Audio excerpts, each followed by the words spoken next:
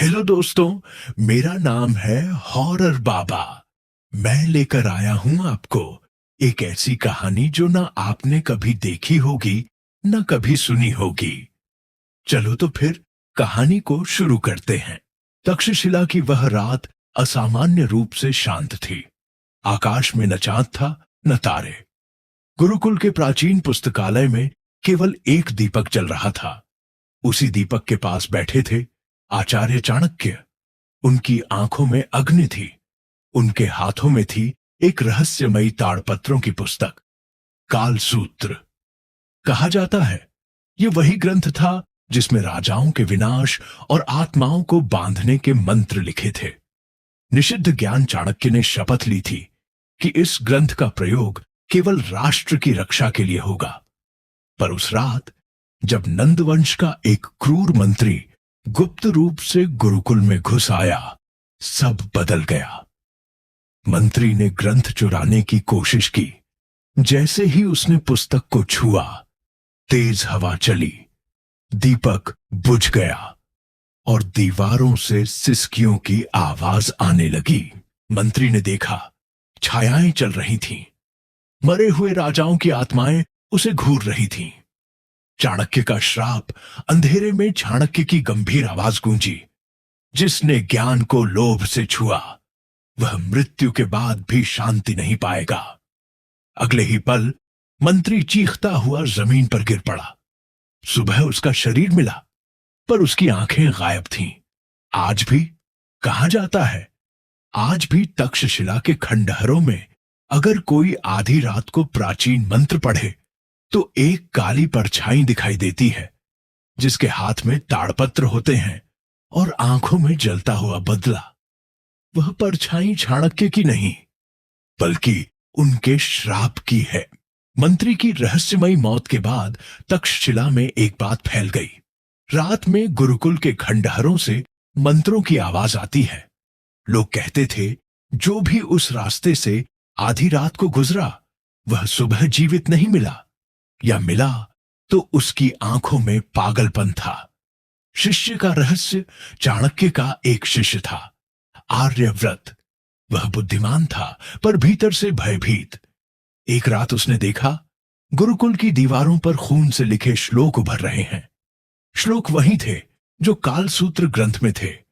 आर्यव्रत कांपते हुए बोला, गुरुदेव, यह सब कैसे संभव है? आप तो वर्षों पहले समाधि ले चुके हैं। तभी पीछे से आवाज आई, ज्ञान कभी मरता नहीं वत्स। परछाई का प्रकट होना। धीरे धीरे अंधेरे से एक आकृति निकली। सिर पर जटा, माथे पर तिलक और आंखों में अलौकिक चमक। वह चाणक्य थे या कुछ और? उनके पैरों के नीचे जमीन काली पड़ रही थी। चाणक्य जैसी आकृति बोली, जब तक राज्य में अधर्म रहेगा मेरा श्राप जीवित रहेगा। भयावह सत्य तभी आर्यव्रत ने देखा। उस आकृति की परछाई अलग दिशा में जा रही थी। परछाई के दांत नुकीले थे और हाथों में बंधी थीं अनेकों आत्माएं। तब उसे समझ आया, यह चाणक्य नहीं, यह उस निषिद्ध मंत्र से जन्मी राक्षसी चेतना है, जिसे चाणक्य ने स्वयं बांधा था और जो अब मुक्त होना चाहती थी।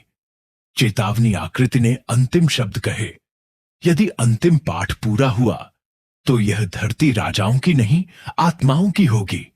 अचानक जोर का धमाका हुआ और सब शांत। सुबह आर्यव्रत मिला, पर उसकी जीभ कटी हुई थी और उसकी हथेली पर लिखा था, आर्यव्रत की मृत्यु के बाद तक्षशिला में सूर्य 3 दिन तक नहीं निकला। आकाश लाल था, जैसे रक्त से रंगा हो। नगर के विद्वानों ने घोषणा की, यदि अंतिम पाठ पूरा हुआ तो मृत और जीवित के बीच की दीवार टूट जाएगी। अंतिम पाठ का रहस्य कालसूत्र ग्रंथ अब स्वयं प्रकट होने लगा था। रात के तीसरे प्रहर वह पुस्तक बिना किसी हाथ के पन्ने पलटती थी। हर पन्ने से निकलता था एक नाम, प्राचीन राजाओं का, गद्दारों का और अब जीवित लोगों का भी। जिसका नाम लिखा जाता वह अगली रात मर जाता। समाधि का द्वार नगर के बाहर चाणक्य की पुरानी समाधि थी। वहां एक पत्थर पर लिखा था, ज्ञान रक्षक ही विनाशक बनेगा। आधी रात बिजली चमकी, समाधि अपने आप खुल गई। अंदर न शव था न राख, केवल एक काली अग्नि जल रही थी। सत्य का उद्घाटन अग्नि से आवाज आई, मैं चाणक्य नहीं हूं, मैं उसकी क्रोध छाया हूं। वह छाया बोली, जब नंद वंश ने अन्याय किया, चाणक्य ने मुझे रचा राज्य की रक्षा के लिए। पर अब युग बदल गया है और मुझे बांधने वाला कोई नहीं। अंतिम बलि छाया को रोकने का केवल एक उपाय था, एक निर्दोष का आत्म बलिदान। नगर में एक बालक चुना गया, पर जैसे ही अनुष्ठान शुरू हुआ, आकाश गूंज उठा। नहीं, एक तेज प्रकाश फूटा। उसमें वास्तविक चाणक्य का तेजस्वी रूप था। उन्होंने कहा, राष्ट्र बलि से नहीं, धर्म से बचता है। श्राप का अंत या शुरुआत? चाणक्य ने अपनी छाया को अपने भीतर समेट लिया। समाधि बंद हो गई, सूर्य निकला, नगर बच गया। लेकिन उस रात एक शिशु जन्मा, जिसकी आंखों में वही काली अग्नि थी और उसके माथे पर अदृश्य श्लोक चमक रहे थे, काल सूत्र कभी समाप्त नहीं होता। उस रात तक्षशिला में कोई दीपक नहीं जला। हवा थमी हुई थी और समय जैसे सांस रोके खड़ा था। नवजात शिशु, जिसकी आंखों में काली अग्नि थी, अचानक रोने लगा। उसके रोने के साथ ही कालसूत्र ग्रंथ अपने आप खुल गया। अंतिम पाठ का उच्चारण ग्रंथ का अंतिम पन्ना खून से नहीं, आत्माओं की चीखों से लिखा गया था। शब्द स्वयं पढ़े जाने लगे। जब ज्ञान अहंकार बने और नीति भय बन जाए, तब गुरु भी श्राप बन जाता है। पूरे नगर में मरे हुए राजाओं की छायाएं दिखने लगीं।